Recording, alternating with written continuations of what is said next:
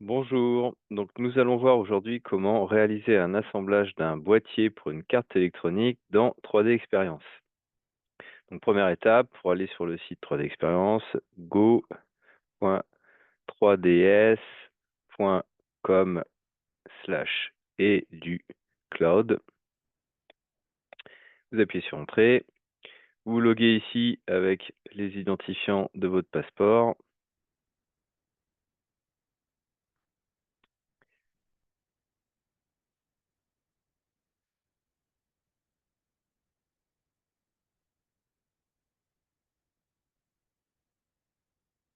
Donc là, ça lance le client web de la 3D Experience.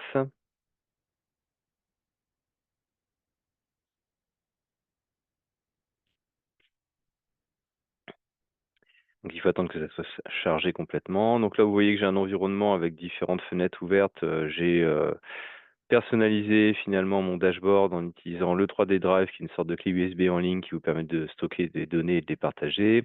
Le 3D Space, c'est l'espace dans lequel vos données sont enregistrées. Enovia Lifecycle, Collaborative Lifecycle, ça permet en fait de faire des duplications de vos données. Bon, ça, on y reviendra plus tard. Et ici, vous allez trouver vos signés qui vous permettent d'enregistrer vos données pour les partager avec d'autres ou pour organiser votre travail dans l'application. Parce qu'il faut savoir que quand vous enregistrez quelque chose dans la 3D Experience, tout est stocké à la base du 3D Space dans lequel vous travaillez et il n'y a pas de structure de dossier ou de signé qui permet d'organiser vos données. Les signés, c'est ce qui permet de faire ça. Ça crée une sorte d'étiquette virtuelle qui vous permet d'organiser vos données selon ce que vous souhaitez faire. Alors, première chose à faire donc, pour pouvoir travailler avec 3D Experience, c'est de lancer un client lourd, donc l'application. Donc là, ce qui va nous intéresser, nous, ça va être Assembly Design pour faire le boîtier. Donc, je clique sur Assembly Design. Ce qui va, des fois, il vous propose de mettre des mises à jour. Si ce n'est pas nécessaire, vous pouvez les zapper, comme je le fais actuellement. Il faut savoir que certaines mises à jour sont obligatoires, donc vous serez contraint des fois de le faire. Ça peut prendre du temps, ça fait 20 gigas de mise à jour généralement. Donc là, j'ai lancé l'application. Alors c'était très rapide parce que moi, c'était déjà ouvert en tâche de fond. Si vous le faites sur votre ordinateur, ça peut mettre 5 minutes avant d'arriver. Donc rassurez-vous, dès que vous voyez le petit icône bleu qu'il y avait en plein milieu d'écran avec la boussole qui tournait, ça signifie que c'est en train de charger. Donc une fois qu'on est ici, donc là, on est dans l'outil qui permet de faire des produits. Donc dans produits, vous pouvez ici insérer des nouveaux composants, des nouvelles pièces, etc. ou aller les chercher si elles sont déjà enregistrées quelque part. Donc nous, ce qu'on va faire déjà, c'est qu'on va insérer donc 2 pièces 3D dans cet assemblage. Donc je clique sur l'option ici, insérer une pièce 3D. Je clique sur le plus haut niveau du produit dans l'arbre du modèle qui se trouve à gauche. Alors cet arbre peut être masqué. Ça peut arriver qu'il soit comme ça. Pour l'afficher, il suffit d'aller sur le chevron qui était ici et de cocher le petit pin ici d'attache qui vous permet de le voir de manière permanente. Donc une fois que j'ai fait ça, donc j'ai créé une première pièce ici. Donc je vois il y a un repère qui est associé à cette pièce-là. Je vais renommer cette pièce-là. On va dire que ça va être la partie inférieure de mon boîtier. Je vais l'appeler comme ça. Boîtier, partie inférieure. Voilà. La forme, vous pouvez lui laisser le nom qu'il y a ici. Je vais créer une deuxième pièce, parce que c'est bien, je vais faire un boîtier en 2 parties, c'est toujours plus pratique. Donc là, je refais la même chose, je crée une deuxième pièce, et ça va être mon boîtier, partie supérieure. OK, donc voilà, j'ai mes 2 composants. Alors, première chose à faire, c'est d'en fixer un. Donc, j'utilise la petite fixation ici qui permet de fixer dans l'espace la pièce, c'est-à-dire que toutes les autres pièces, finalement, vont bouger par rapport au repère de cette pièce-là, qui va être le repère de référence, et celle-ci ne bougera pas dans l'espace quand on va faire un assemblage. Ah, là, je vois que j'avais pas tapé comme il faut. Boîtier, c'est pas grave, on corrige, et OK. À tout moment, vous pouvez modifier quelque chose dans l'arbre du modèle en double-cliquant dessus et en même temps, quand vous faites ça, ça vous ouvre aussi l'environnement de travail qui est le plus adapté. Par exemple, si je double-clique sur Forme, ça va m'ouvrir l'atelier Part Design, ce qu'on va faire après. Pour faire un boîtier de carte électronique, je vais travailler directement avec ma carte électronique. Ça va être ma référence de positionnement des éléments que je vais créer. Donc pour ce faire, je vais aller la chercher. Alors le souci, c'est qu'elle est en format, STEP, donc il va falloir déjà que je l'ouvre à part parce qu'en fait, c'est un format neutre. Donc là, je vais faire simplement ici, hop, je bouge ça, je vais faire ça, j'en ai pas besoin d'ailleurs, donc je vais faire donc, ici, hop, plutôt importer. Donc c'est un fichier au format STEP, donc quand je clique sur importer ici, je vais avoir le choix des différents formats que je peux ouvrir ici. Il y en a beaucoup dans la 3D Experience, donc vous pouvez aller le chercher dans le menu déroulant. STEP, c'est un format neutre qui permet d'échanger des données entre n'importe quel logiciel de CAO. C'est comme ça qu'a été enregistrée la carte électronique que j'ai récupérée sur Internet. Alors, il faut que je la retrouve dans tout ce que j'ai ici. Ah, j'aurais dû la mettre dans un autre endroit parce que là, il y a du monde. Ah, elle est peut-être pas au format STEP, elle est peut-être au format STP. Oui, voilà. Oui, c'est ce que je vous disais. Donc là, il y a deux extensions possibles pour les fichiers STEP. C'est soit STEP, soit STP. Bon, en l'occurrence, c'était STP. Le logiciel n'est pas assez malin pour aller chercher tous les formats STEP différents. Donc là, il fait OK, on fait OK, ça va l'importer.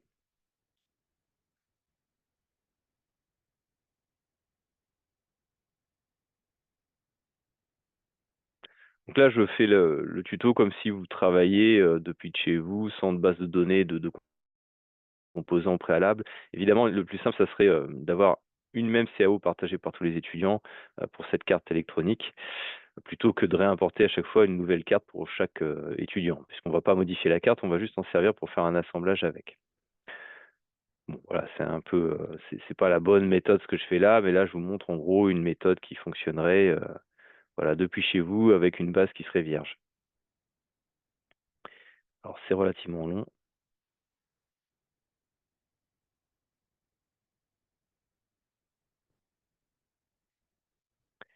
Donc, pendant que ça charge, ce que je vais faire, c'est que je vais vous montrer dans l'environnement ici, comment créer des signets, parce que ça va vous servir après.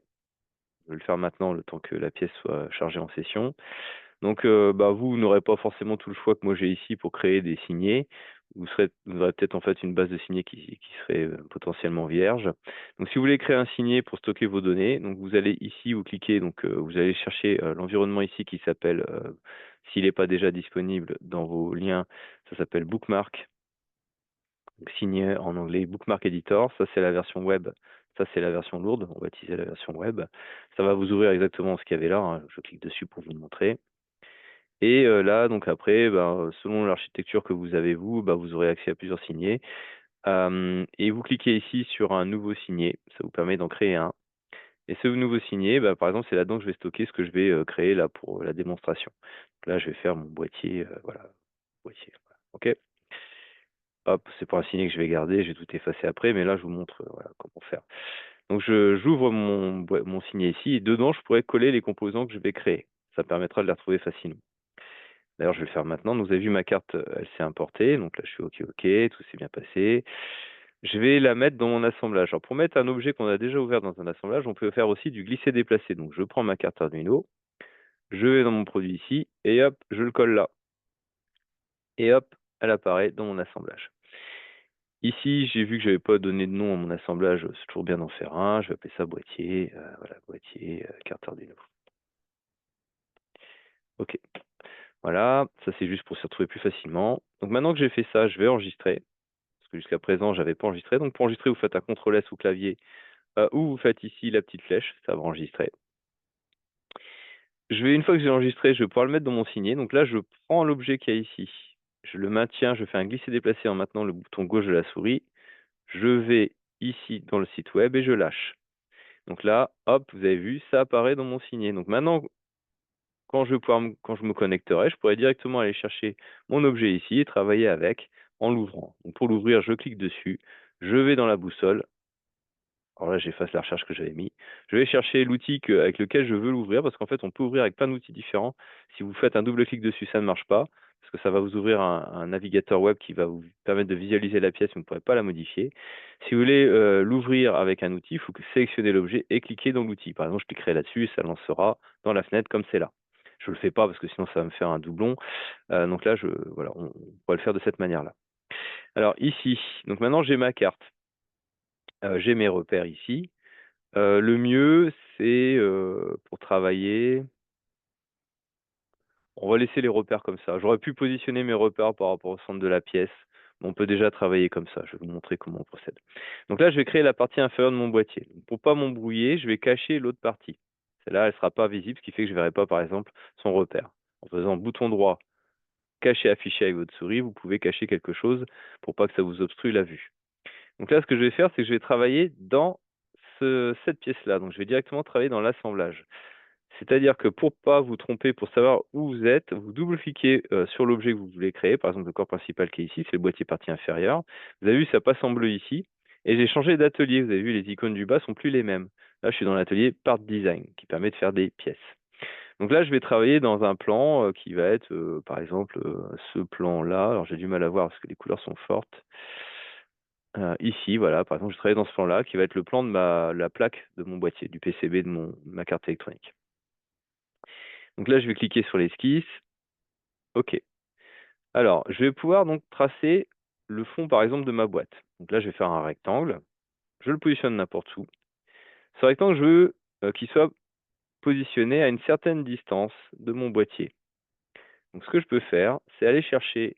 Alors, des fois, la vue. Alors, oui, vous voyez, ça, c'est un bug graphique. C'est un peu embêtant. Je vais chercher, en fait, le flanc de ma carte électronique pour coter mon rectangle. Et ça vous permet de faire en fait des boîtiers sans connaître les codes exacts des composants que vous utilisez et directement à partir des modèles 3D des composants, dès lors qu'ils sont fiables. Moi, je sais que c'est fiable parce que j'ai déjà utilisé cette carte-là. Je sais que les cotations qui sont dessus sont celles de de la vraie pièce. Bon, là, il m'a mis la cote à 10 km. Alors, des fois, c'est des soucis qu'il a le logiciel. Bon, je vais la supprimer parce que je vais m'embêter à la redéplacer. Je vais, hop, recommencer ma sélection pour mettre ma cote ici.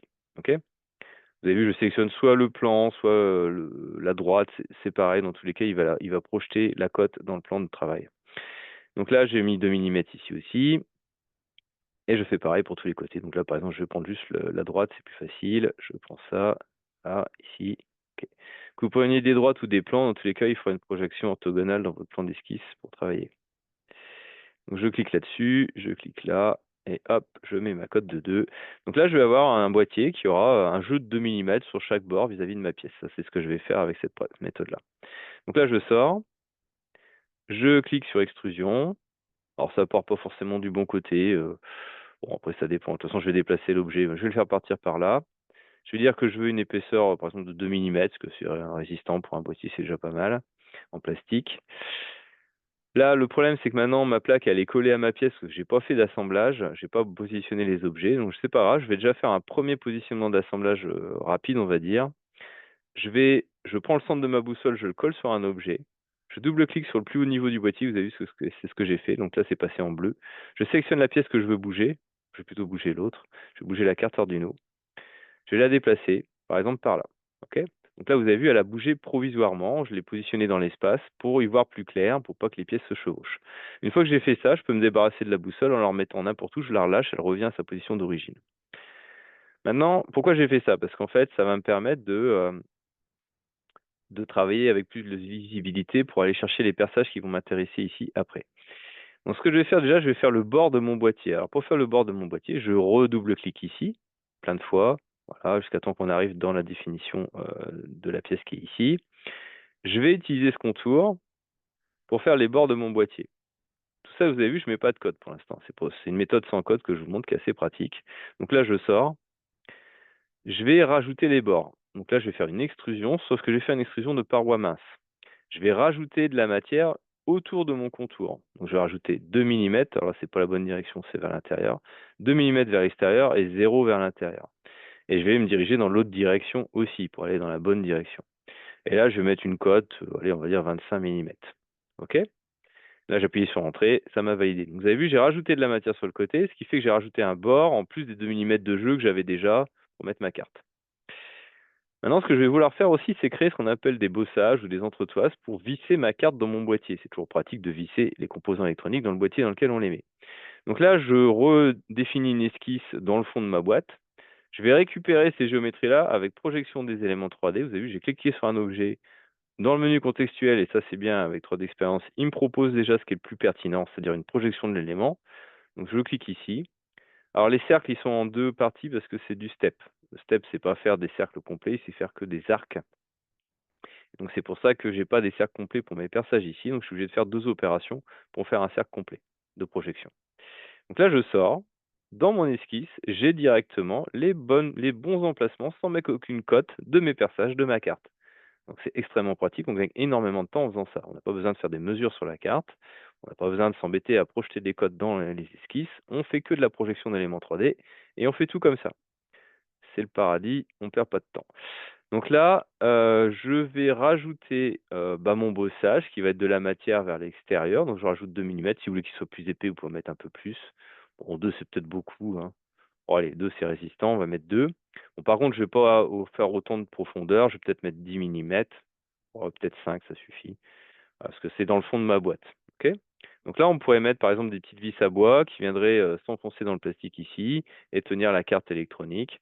Ou on pourrait, aussi, tarauder ça. Alors tarauder dans du plastique, c'est pas très résistant.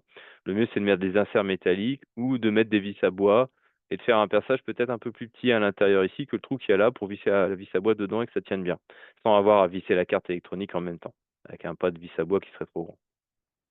Enfin, pas un diamètre plutôt de vis à bois qui serait trop grand. Donc là, vous avez vu maintenant, ma carte, là, elle est nickel. Je pourrais déjà la monter, je pourrais déjà imprimer ce boîtier-là et le monter dedans. Donc, vous allez voir, il y a quand même un défaut qu'on va corriger après. Donc maintenant, je vais faire un assemblage. C'est-à-dire que là, j'ai juste positionné ma carte de manière provisoire dans l'espace. Maintenant, je vais la positionner de manière fixée avec des contraintes. Donc là, je vais cliquer sur connexion mécanique, ici. Alors, j'ai double-cliqué sur l'assemblage, vous avez vu, pour revenir au niveau de l'assemblage. Là, je clique ici sur, je vais utiliser la méthode que je préfère, moi, c'est la méthode utilisateur. On pourrait demander, par exemple, de faire du rigide, mais c'est assez astreignant. Moi, j'aime pas trop. J'aime bien être libre quand je mets mes contraintes. Donc là, pour positionner ma carte électronique, je vais ajouter une contrainte de plaquage. En CAO, il y a toujours plein de façons de faire la même chose, hein. Moi, je vous montre une méthode, c'est pas la meilleure, il y en a des tas d'autres. C'est celle, en tout cas, que moi, je préfère. Je trouve qu'elle marche bien. Après, il y en a peut-être des plus meilleures que ça, mais en tout cas, ça, c'est déjà assez efficace. Alors, donc là, j'ai utilisé une contrainte de plaquage, ce qui fait que je vais plaquer ma carte, par exemple, sur cette face-là. Donc le fond de ma carte va être plaqué sur la face de mon bossage, de mon entretoise, ce qui me permet de visser ma carte. Ensuite, comme dans la réalité, je vais dire que, par exemple, je vais faire comme si je vissais ma carte. Donc pour visser de manière rigide une carte, il faudrait mettre 2 vis, ça serait le minimum, pour que ça tienne, en diagonale, par exemple. Je pourrais mettre une vis ici, donc là, je mets une coïncidence des axes de mes cylindres, et je vais mettre une vis de l'autre côté.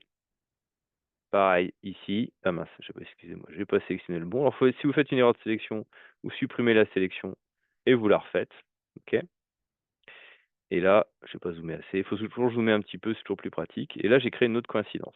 Et vous voyez, ma liaison, elle passe à rigide. Ça signifie que maintenant, je suis complètement contraint. Ma carte, elle ne bougera plus vis-à-vis de mon boîtier. Donc là, je fais OK. Ça, vous pouvez mettre OK. C'est quand vous calculez des interférences. Alors, c'est pas l'objet de ce cours-là. Ça, c'est quand on fait de l'animation cinématique. Ça nous intéresse pas pour ce que nous, on va en faire. Alors, donc là, vous pouvez mettre OK ou non, c'est pareil. Donc ici, vous avez vu, donc j'ai fait mon boîtier, mais il y a un problème, c'est que là, mon connecteur, il passe à travers la matière. Là, pour mon connecteur USB pour relier ma carte Arduino, c'est pas bon. Il faudrait que je fasse un perçage pour qu'on puisse l'utiliser. Si je veux faire un perçage, je double-clique ici sur la pièce que je veux modifier. J'ai cliqué un peu trop de fois. Vous cliquez ici après, vous cliquez sur esquisse contextuelle. Et là, vous faites un petit rectangle. Pareil, j'ai encore mis aucune cote jusqu'à présent. Je vais continuer comme ça. Je vais dire que je veux un jeu, par exemple, d'1 millimètre avec le flanc ici de mon connecteur. Voilà, je mets 1 millimètre de jeu. Je fais pareil sur les 4 côtés. Je clique sur contrainte ici. Alors, vous avez vu, je sélectionne l'icône en bas, mais on pourrait aussi faire une sélection avec le clavier. Par exemple, je clique là-dessus.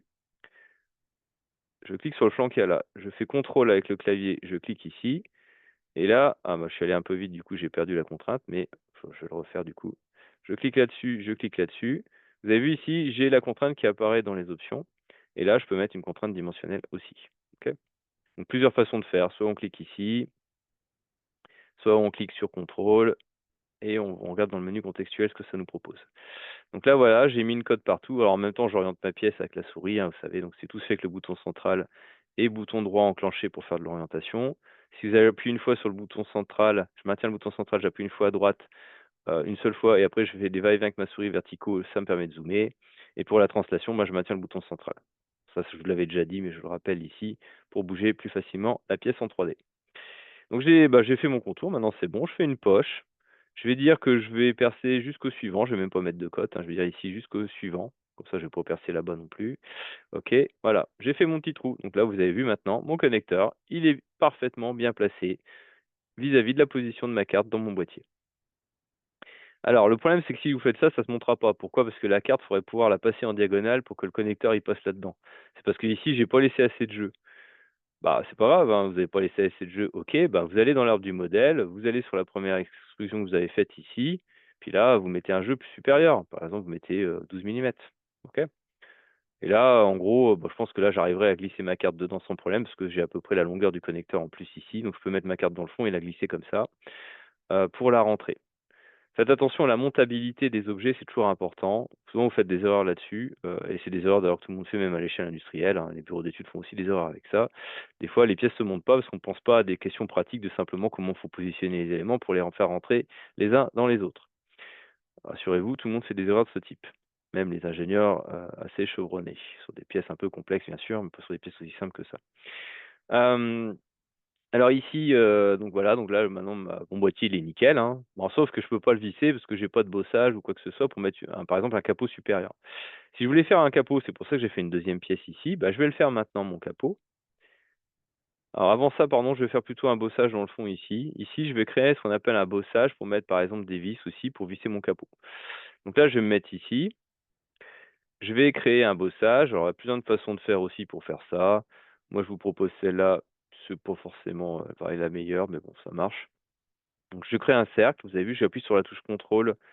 Je sélectionne les deux objets et je mets une tangence. Le diamètre, alors il faudrait connaître la taille des vis qu'on va mettre. Il faudrait prévoir un peu plus de marge par rapport à la taille de la vis. Par exemple, si je mets une vis M3, alors, d'ailleurs, il faudrait voir quelle vis on met pour la carte Arduino. On pourrait prendre les mêmes vis.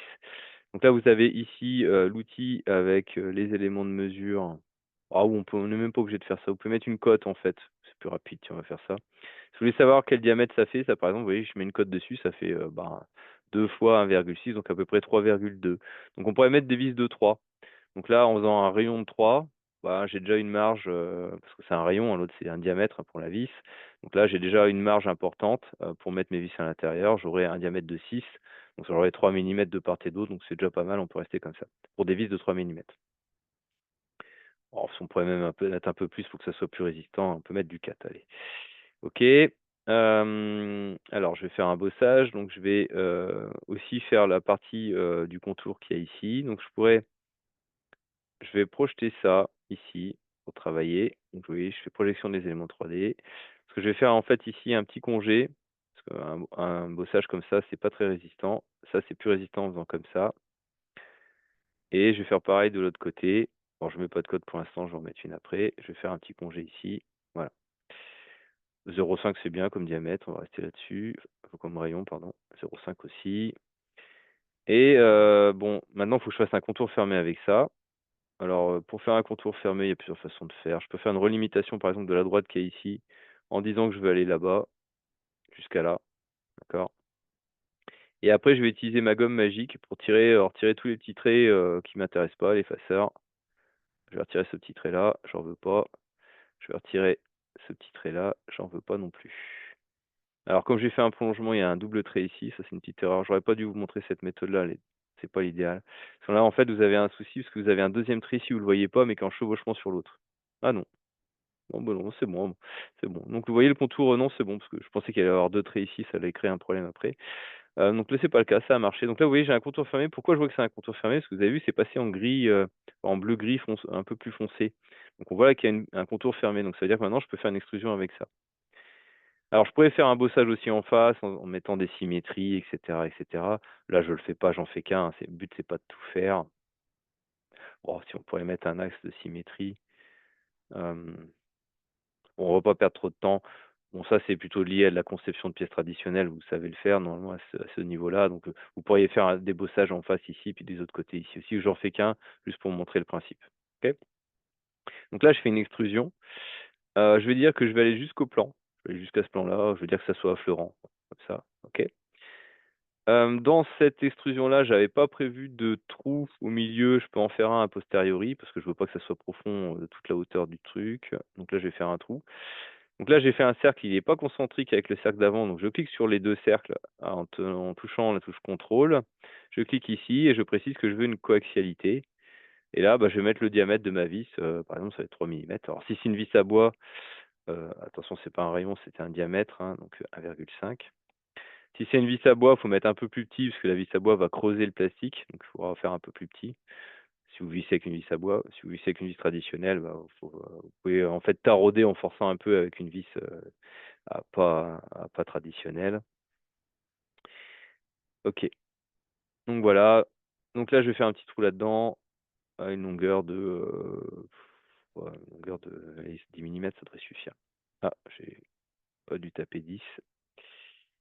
Ah si. Ah pardon, excusez-moi, je savais pas, c'était pas une cote en fait, c'était une deuxième limite. Ah, ça m'intéresse pas. Je vais pas mettre de deuxième limite. Le problème c'est que je l'ai activé. Bon, je vais mettre une cote de 0, voilà. OK. J'aurais pu la laisser, ça aurait rien changé, mais c'est juste que c'est fonctionnellement pas intéressant, ça n'apporte rien.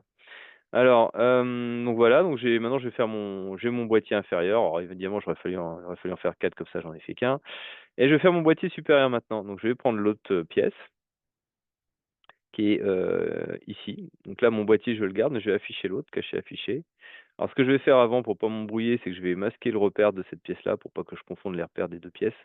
Donc pour, masquer quelque chose, vous faites bouton droit, cacher, afficher, ça permet de cacher les objets.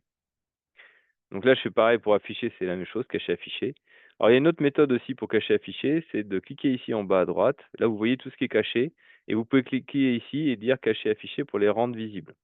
OK? Alors des fois, cette méthode-là, elle est pas, très efficace. Des fois, ça cache pas ou ça affiche pas les bons trucs. Alors je préfère le faire comme ça.